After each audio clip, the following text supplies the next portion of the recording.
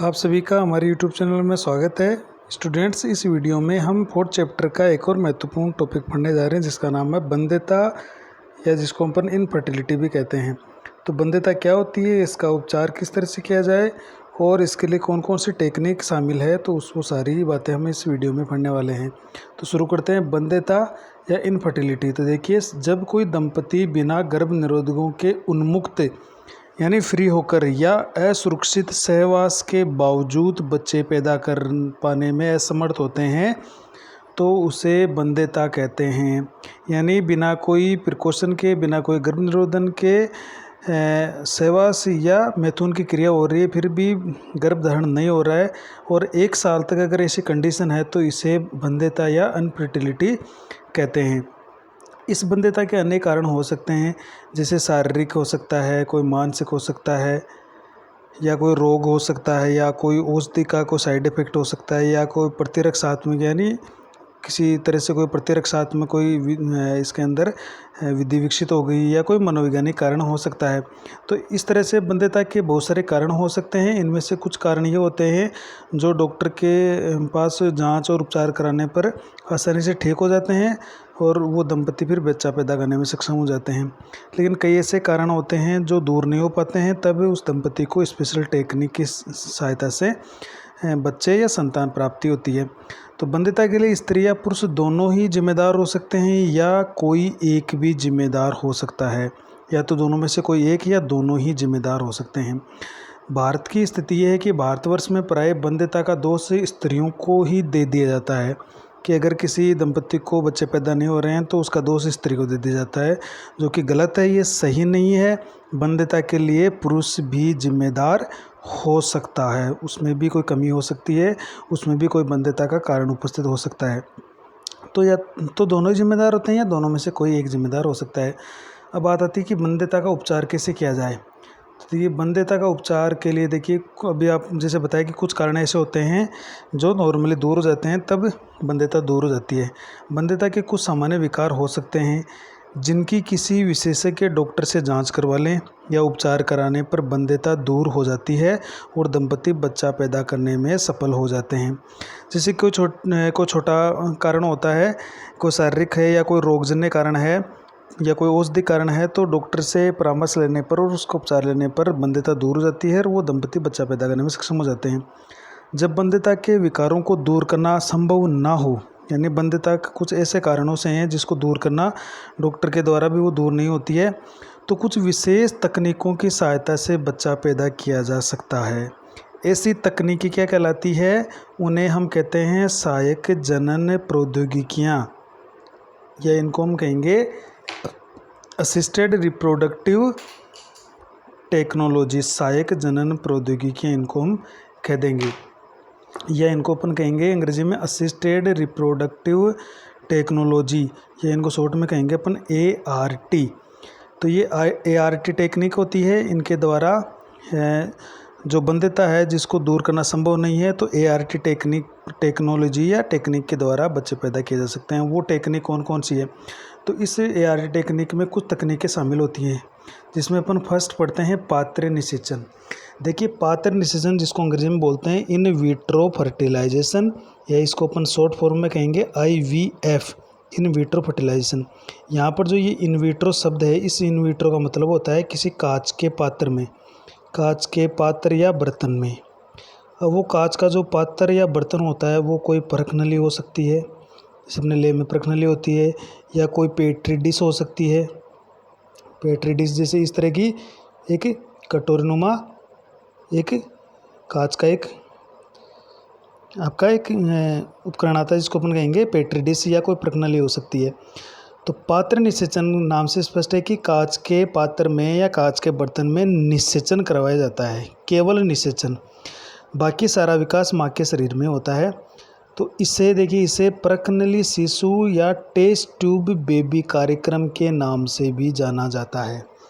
ये हालांकि ये टेस्ट ट्यूब बेबी इसको कहना सही नहीं है, लेकिन ये एक नाम है, इसका प्रचलन में आ गया है, टेस्ट ट्यूब बेबी या परख नली शिशु। इसमें क्या होता है, इस विधि में शुक्राणु व अंडाणु के बीच निषेचन की क्रिया शरीर से बाहर ये एक इम्पोर्टेंट बात है कि जो शुक्राणु और अंडाणु होता है उसके निषेचन की क्रिया शरीर से बाहर लगभग शरीर के भीतर जैसी परिस्थितियों में किसी पात्र जैसे परखनली या पेट्री जैसे आपको बताया में होती है। तो क्या होता है कि जैसे एक परखनली ले ली और उसके अंदर माता के अंडाणु ले लिए और उस बाहर से उससे शुक्राणु डाल दिए, इसमें पिता के शुक्राणु और माता से अंडाणु ले लिए और इन शुक्राणु इस परखनली के अंदर डाल दिए जाते हैं और फिर यहाँ पर इसका निषेचन करवा के युग्मनज बनाया जाता है। तो ये इसमें फ़र्क ये है कि केवल निषेचन की जो क्रिया है वो शरीर से बाहर हो रही है, बाकी जैसे यहाँ पर युग्मनज बनेगा उस युग्मनज को माता के गर्भाशय में वापस प्रत्यारोपित कर दिया जाता है और बाकी का विकास है वो माँ के गर्भाशय में होता है। केवल फ़र्क है कि इसमें केवल और केवल निषेचन शरीर से बाहर हो रहा है, बाकी सारा काम माँ के शरीर में होता है, इसलिए इसको पूरी तरह से प्रजनन शिशु कहना भी सही नहीं है। तो जैसे हमने बताया कि इस विधि में केवल शुक्राणु और अंडाणु के निषेचन की क्रिया शरीर से बाहर होगी, प्रयोगशाला में होगी, और वो भी प्रयोगशाला में कौन सी स्थितियाँ होगी जो शरीर के भीतर होती है, वो सारी परिस्थितियाँ उस प्रयोगशाला में होती है और उन परिस्थितियों में अंडाणु और शुक्राणु का निषेचन करवाया जाता है। नेक्स्ट इसके अंदर देख लेते हैं। देखिए इस विधि में कि क्या होता है, इस विधि में प्रयोगशाला के अंदर पत्नी या जो दाता स्त्री होती है उसके अंडाणु और पति या जो दाता पुरुष होता है उसके शुक्राणु लेकर शरीर के भीतर जैसी परिस्थितियाँ यानी वैसी कंडीशन रखी जाती है प्रयोगशाला में जो शरीर के अंदर होती है। तो उन परिस्थितियों में परखनली या किसी पात्र में को जैसे दूसरा पात्र ले लिया, जैसे कांच का पेट्री डिश ले लिया, में निषेचन करवाया जाता है और युग्मनज बनाने के लिए प्रेरित किया जाता है। युग्मनज बनने पर इस युग्मनज को पत्नी या जो माता होती है उसके गर्भाशय में स्थानांतरित कर दिया जाता है। अब ये जो स्थानांतरण है ये 2 विधियों से होता है। अब यहाँ पर ये आपको ध्यान रखना है कि प्रजननशील शिशु में केवल निषेचन माँ के शरीर से बाहर हो रहा है, बाकी सारा विकास माता के शरीर में होता है। एक नॉर्मल जो शिशु जन्म लेता है उसी हिसाब से ये बच्चा भी जन्म लेगा, लेकिन फ़र्क इतना ही है कि माँ के शरीर में अंदर निषेचन नहीं होता है, शरीर से बाहर निषेचन करवाया जाता है। तो इसको पूरी तरह से प्रजननशील शिशु कहना भी सही नहीं है, हालांकि इसमें केवल निषेचन की प्रक्रिया है, तो एक निषेचन के कारण ही इसको प्रजननशील शिशु इसको नाम दिया जाता है। अब देखिए ये जो विधियाँ होती है, जैसे युग्मनज बन गया प्रजननली में, तो उस युग्मनज के स्थानांतरण की 2 विधियाँ हैं। तो सबसे पहली विधि देखो, युग्मनज अंतः डिंप वाहिनी स्थानांतरण। युग्मनज अंतः डिंप वाहिनी स्थानांतरण यानी युग्मनज है, इसका पूरा नाम देखिए युग्मनज अंतः डिंप वाहिनी स्थानांतरण, इसको अंग्रेजी में कहेंगे जाइगोट इंट्राफेलोपियन ट्रांसफ़र। यानी जो युग्मनज है उस युग्मनज को, जैसे ये गर्भाशय है और ये अंडवाहिनी है, तो इसमें क्या होगा, जो परखनली के अंदर जो युग्मनज बनाया गया था उस युग्मनज को किस में स्थानांतरित कर दिया जाता है, इस अंडवाहिनी के अंदर स्थानांतरित कर दिया जाता है। तो इसका मतलब ये है कि युग्मनज को जो डिंप वाहिनी होती है फैलोपियन ट्यूब उसके अंदर स्थानांतरित किया जाता है, लेकिन इसके एक कंडीशन है कि कब किया जाएगा। इसको देखा एक नाम और इसका, इसको अंतः डिंप वाहिनी स्थानांतरण यानी इंट्राफेलोपियन ट्रांसफ़र या IFT भी कहते हैं, और उसी तरह से जाइगोट इंट्राफेलोपियन ट्रांसफ़र को जिप्ट भी कहते हैं, ZIFT। तो इसका पूरा फॉर्म याद रखिएगा, जिप्ट का पूरा फॉर्म क्या है, तो इसको जिप्ट भी कहते हैं। ये कब होता है जिप्ट, देखिए ये तब होता है जब युग्मनज या जो भ्रूण है वो प्रारंभिक भ्रूण हो और उसमें लगभग 8 ब्लास्टोमियर तक हो, यानी उसकी जो सेल हो जैसे 4, 5, 6, 7, 8 इस तरह का अगर 8 सेल वाला भ्रूण है, प्रत्येक सेल को कोरखंड या ब्लास्टोमियर कहते हैं, तो ये 8 कोशिकाओं वाला जो भ्रूण है, अगर 8 कोशिकाएं हैं तब इसी को अंडवाहिनी में स्थानांतरित किया जाता है। इससे ज़्यादा अगर हो जाता है तो फिर अंडवाहिनी में स्थानांतरण नहीं करेंगे, डायरेक्ट गर्भाशय में कर देंगे। तो हम ये कहेंगे कि 8 ब्लास्टोमियर या 8 कोरखंड, इसको हिंदी में भी क्या कहते हैं, कोरखंड। तो 8 ब्लास्टोमियर या 8 कोरखंडों वाले भ्रूण का स्थानांतरण सीधे ही अंडवाहिनी में कर दिया जाता है। अब इससे ज़्यादा का हो गया, मान लीजिए 32 का हो गया, 32 सेल हो गई, तब उसको हम करेंगे IUT करेंगे उसका, तब हम करेंगे, देखिए 8 ब्लास्टोमियर को अंडवाहिनी में स्थानांतरित कर दिया जाता है। अब 8 से ज़्यादा हो गए, जैसे 32 सेल वाला हो गया, तब क्या करेंगे, यानी अंतः गर्भाशय स्थानांतरण, डायरेक्ट फिर उसको गर्भाशय में स्थानांतरित किया जाता है। जैसे ये जो गर्भाशय है, इस गर्भाशय के अंदर डायरेक्ट इस गर्भाशय के अंदर उसको स्थानांतरित कर दिया जाता है। तो इसमें क्या होता है, 8 ब्लास्टोमियर से अधिक के भ्रूण को, यानी 8 सेल से अधिक, और नॉर्मली कितनी 32 सेल, मुख्यतः 32 सेल जब हो जाती है तो उस भ्रूण को सीधे ही गर्भाशय में स्थानांतरित कर दिया जाता है, जहां भ्रूण के आगे परिवर्धन होता है। और जहां भ्रूण का जो आगे परिवर्धन होता है वो गर्भाशय में हो जाता है। तो 8 ब्लास्टोमियर तक, 8 कोरखंड वालों को तो कांच डाल देंगे अंडवाहिनी में, उसको तो अपन बोलेंगे जाइकोट इंट्राफेलोपियन ट्रांसफर यानी जिप्ट।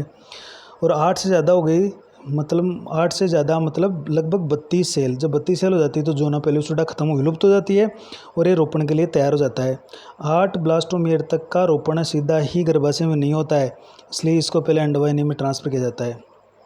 तो 8 से अधिक, मुख्यतः 32 सेल वाले भ्रूण को डायरेक्ट गर्भाशय में स्थानांतरित कर दिया, इसको अपन बोलेंगे इंट्रा यूटेराइन ट्रांसफ़र, या इसको बोलेंगे अपन IUT। तो ये भी इम्पोर्टेंट बात है, ये ध्यान रखिएगा कि IUT कब होता है और जिप्ट कब होगा। तो 8 जिप्ट तो होगा 8 ब्लास्टोमियर, IUT होगा 8 से ज़्यादा, मुख्यतः 32 कोशिकाओं तक। दूसरी इसकी विधि है बहुत ही महत्वपूर्ण, जीवीय निषेचन। देखिए जीवीय निषेचन इसको बोलेंगे इन वीवो फर्टिलाइजेशन। अभी फर्स्ट हमने पढ़ा था इन विट्रो, ये है वीवो। तो वीवो का मतलब यहाँ पर, इन विट्रो का मतलब होता है, इन विट्रो का मतलब होता है आपको कांच के पात्र में, और इन वीवो का मतलब होता है शरीर के अंदर, शरीर के भीतर ही, सजीव के शरीर के जो भीतर होता है उसमें। तो जीवीय निषेचन का मतलब है इसमें निषेचन मादा के शरीर के अंदर ही होता है। तो मान लीजिए ऐसे कोई स्त्री है जिसके अंदर निषेचन तो हो सकता है, लेकिन उसका गर्भाशय ऐसा नहीं है कि वो भ्रूण को 9 महीने तक विकसित कर सके। तो ऐसी माता क्या करेगी, निषेचन तो अपने शरीर में हो जाएगा, लेकिन जो युग्मनज बनेगा वो युग्मनज को दूसरी महिला के गर्भाशय में ट्रांसफ़र किया जाएगा, तो जिसको अपन सेरोगेट मदर भी कहेंगे। तो देखिए इसको पढ़ते हैं अपन, स्त्री के शरीर के अंदर ही शुक्राणु व अंडाणु का निषेचन होता है, इसका अर्थ ये है, जीवी निषेचन का अर्थ ये है। इन वीवो फर्टिलाइजेशन का मतलब है शरीर के अंदर ही, और इन विट्रो का मतलब होता है शरीर के बाहर, इन वीवो का मतलब होता है शरीर के अंदर। तो यह विधि उन स्त्रियों के लिए उपयोगी है जिन स्त्रियों में गर्भधारण की समस्या होती है, ये इंपॉर्टेंट बात है। ऐसी स्त्रियां जो सफलतापूर्वक संभोग नहीं कर पाती है उनके लिए भी ये प्रभावी विधि है। तो होता क्या है इस जीवी निषेचन में कि माता के शरीर के अंदर निषेचन हो गया और जो युग्मनज वो बन गया।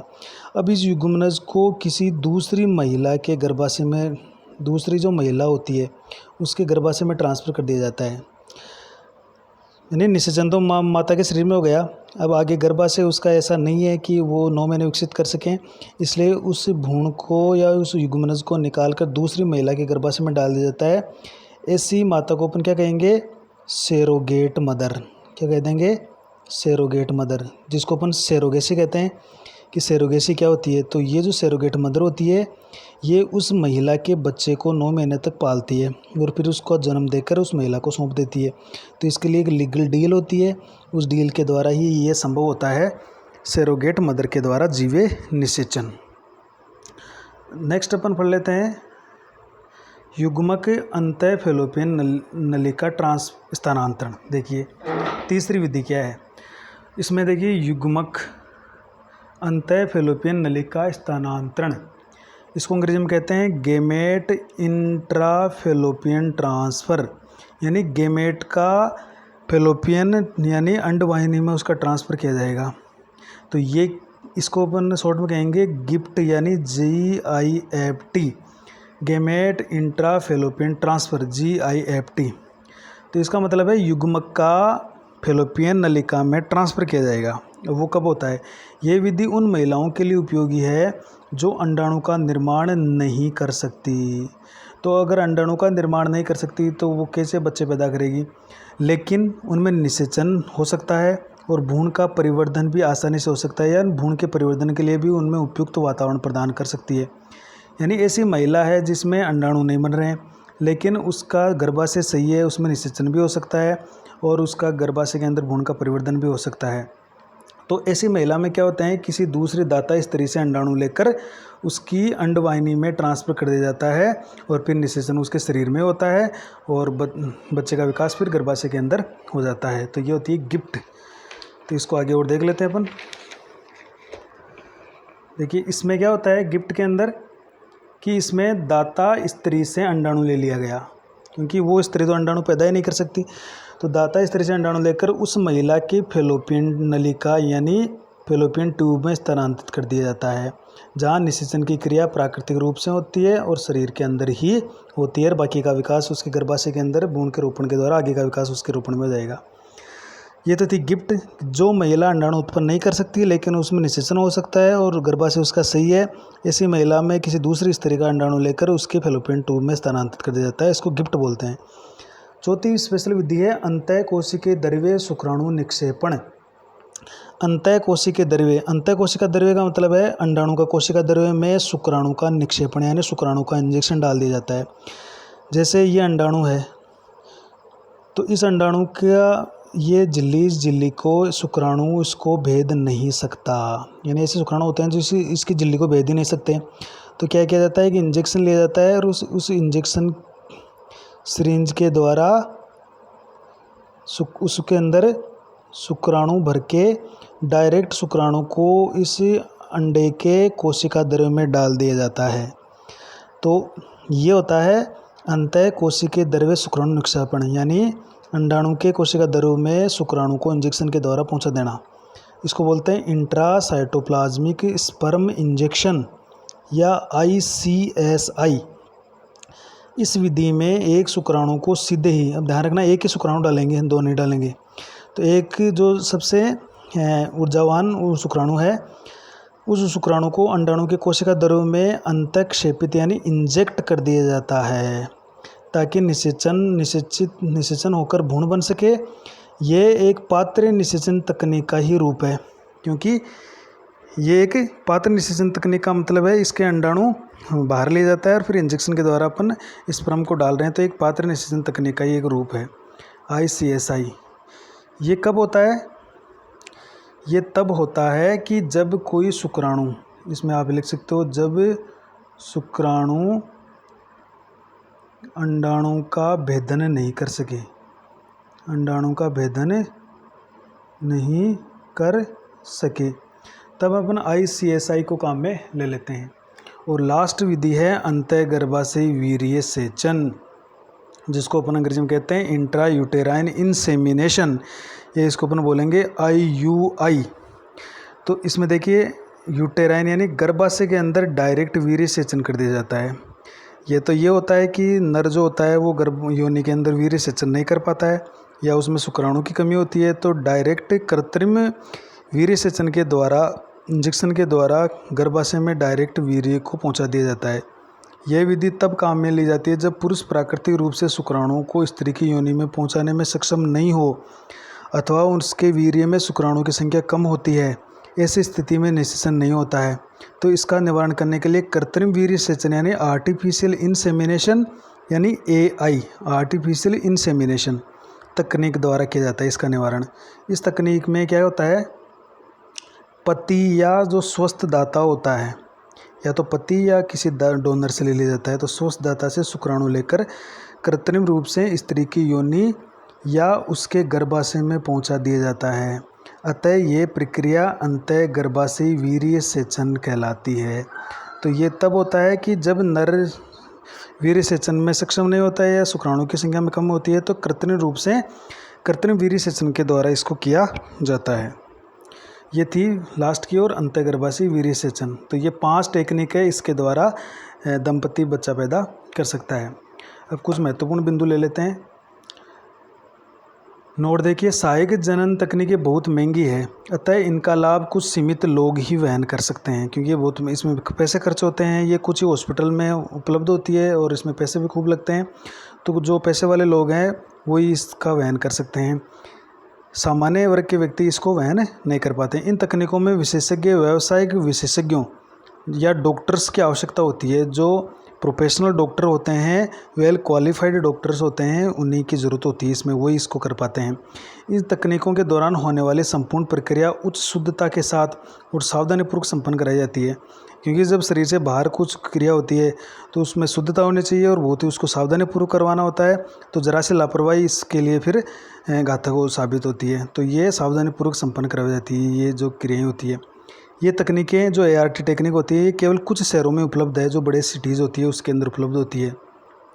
इन तकनीकों को अपनाने में भावनात्मक, धार्मिक या सामाजिक घटक बाधक बनते हैं, क्योंकि जैसे टेस्ट ट्यूब बेबी का नाम होता है तो उसको कई लोग कहते हैं कि ये टेस्ट ट्यूब में विकसित हुआ है, जबकि हकीकत ये है कि केवल निषेचन ही टेस्ट ट्यूब में हुआ है, उसका सारा विकास तो माता के शरीर में हुआ है।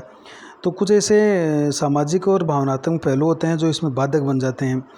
इन सभी तकनीकों का अंतिम लक्ष्य, जो ये सारी टेक्निक हमने पढ़ी है, इनका अंतिम लक्ष्य क्या है? संतान प्राप्ति है। लेकिन एक स्थिति और है कि भारत में अनेक अनाथ बच्चे हैं, अतः इच्छुक दंपति इनको गोद लेकर संतान प्राप्ति का उद्देश्य पूरा कर सकते हैं, बिना इन टेक्निक का इस्तेमाल करें। अतः अनाथ बच्चों को गोद लेना संतान प्राप्ति का एक सर्वोत्तम उपाय है। तो उनको गोद लेकर उनको पाला जा सकता है, ताकि वो भी जीवन जी सकें, वो भी जिंदा रह सकें। तो ये एक इनका लक्ष्य होता है। तो ये इसी के साथ अपना ये चैप्टर कंप्लीट होता है, और नेक्स्ट वीडियो में हम इसके जो महत्वपूर्ण प्रश्न हैं वो देखने वाले हैं। Thank you.